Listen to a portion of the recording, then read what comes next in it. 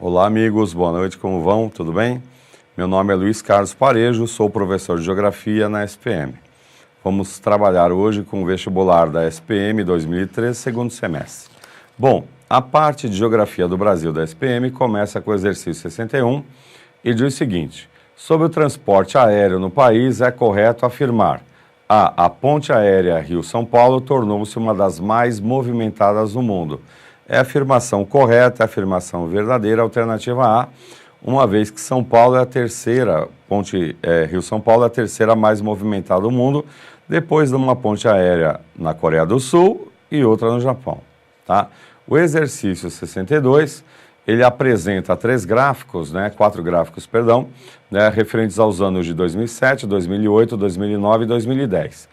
Percebemos que no ano de 2007 todos os indicadores são positivos, em 2008 Estados Unidos, Japão e União Europeia apresentam índices negativos, e em 2009 Brasil, Estados Unidos, Japão e União Europeia têm itens negativos, têm dados negativos, tá?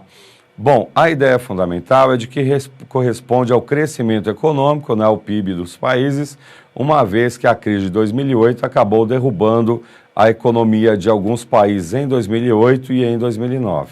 Tá joia? Portanto, alternativa A, taxa de crescimento econômico.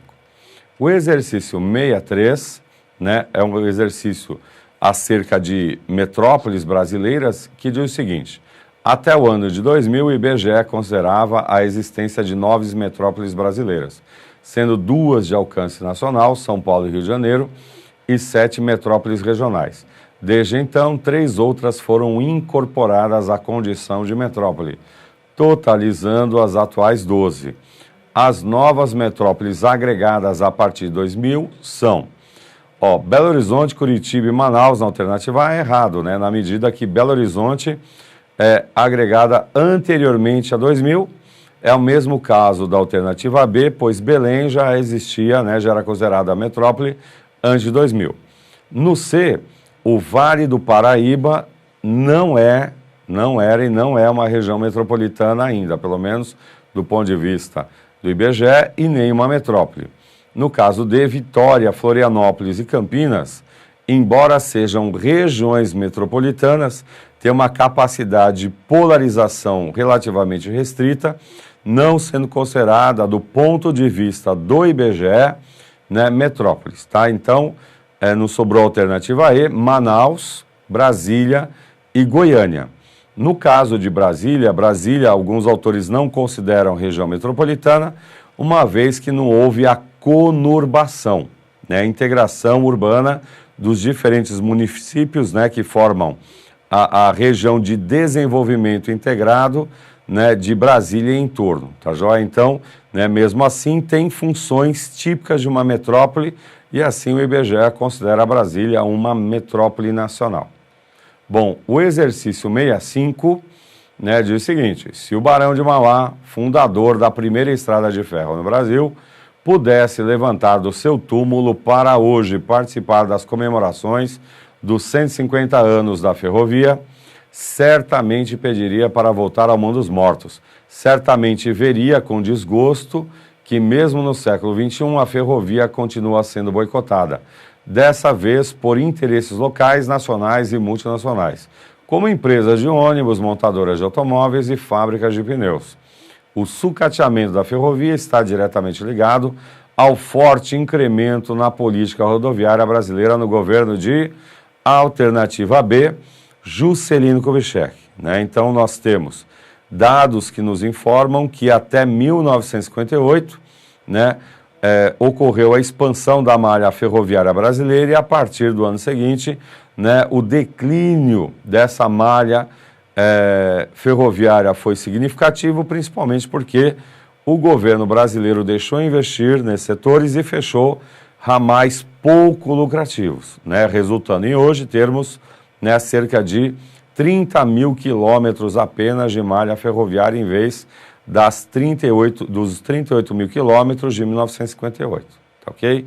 Agora o exercício 67, aparece um grande congestionamento, né? E a imagem em questão, vista cotidianamente nas rodovias Anchieta e Cônego Ranconi, né, próximo a Santos, ligação de São Paulo a Porto de Santos, em março de 2013, quando motoristas chegaram a ficar parados por mais de 24 horas para descarregar, demonstra que o sistema de transporte de carga no Brasil está à beira do colapso, devido a erros estratégicos cometidos no passado. Tal imagem verificada recentemente está diretamente relacionada à importação recorde verificada no Brasil no ano corrente, intervindo na balança comercial deficitária nacional. Na verdade, como os caminhões iam descarregar, não se trata de importação e sim de exportação.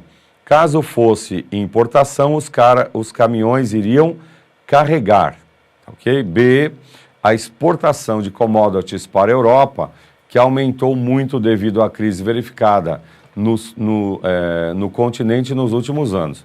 Na verdade, o Brasil, né, por conta da crise de 2008, até reduziu um pouco a exportação de commodities, né, em comparação a 2007 para a Europa, tá? E não aumentou. C, importação de combustíveis, né, novamente, não é importação, seria de fato exportação. E D, a safra recorde de grãos no Brasil, né, e ao escoamento de grande parte para a China, a verdade que é o nosso maior parceiro comercial, por meio de um sistema de transporte incompatível com as pretensões de crescimento econômico desejado, né, de fato isso é correto, a alternativa D é correta, o Brasil, né, tem um sistema de transporte que é inadequado para o total de cargas que exporta e o crescimento econômico que pretende sustentar a partir de hoje, tá bom? Então, bom, nós terminamos por aqui, espero que vocês tenham tido uma ótima prova, um ótimo desempenho, tá ok? E até a próxima.